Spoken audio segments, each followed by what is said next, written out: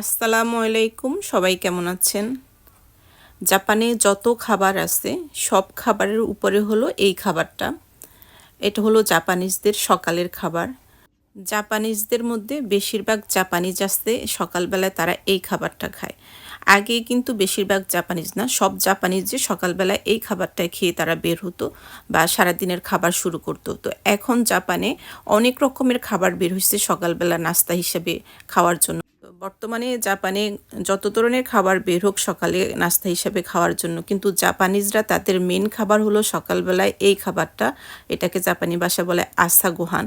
আমাদের বাংলায় যদি বলি এটাকে সকালের নাস্তা বলে জাপানিজরা। আর এখানে আমি স্যুপ রান্না করছি। স্যুপের মধ্যে তোফু দিছি, মাশরুম দিছি, স্প্রিং অনিয়ন দিছি, মিসো দিছি, সাথে দিয়েছি মাছের স্যুপ পাউডার। দিলে স্যুপটা খেতে, মাছের স্যুপ পাউডারটা দিলে স্যুপটা খেতে ভালো লাগে। আর এখানে আছে হলো স্যামন ফিশ, এটাকে আমি লবণ দিয়ে পুড়ে নিছি। আর এখানে আছে হলো নাত্তো, জাপানিজদের খুবই খুবই পছন্দের এই নাত্তো খাবারটা। এখানে মাস্টার্ড দিছি, কি সয়া সস দিছি 1 চামচের মতো, আর স্প্রিং অনিয়ন দিছি। এখন আমি এই নাত্তোটাকে দেখবেন কি সুন্দর করে মাখতে থাকবো। শুধু মাখতে হবে, একদম মেখে এগুলোর মধ্যে লাস লাস হয়ে যাবে। মানে দেখতে থাকেন আমি কিভাবে এটাকে মাখতেছি। শরীরে যত শক্তি আছে সব এখানে শেষ করতে হবে এটা মেখে।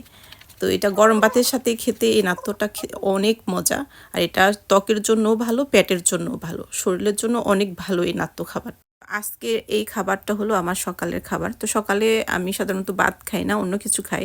তো মাঝে মধ্যে খেতে ইচ্ছে করে, খেতে ইচ্ছে করলে আমি জাপানিজ এই খাবারটাই খাই। এটা আমার কাছে খুবই ভালো লাগে। তো জাপানিজরাও যারা প্রতিদিন খেতে পারে না, তারা সপ্তাহে 3-4 দিন হলো এই খাবারটা তারা খায়। তো আপনাদেরকে একটু দেখা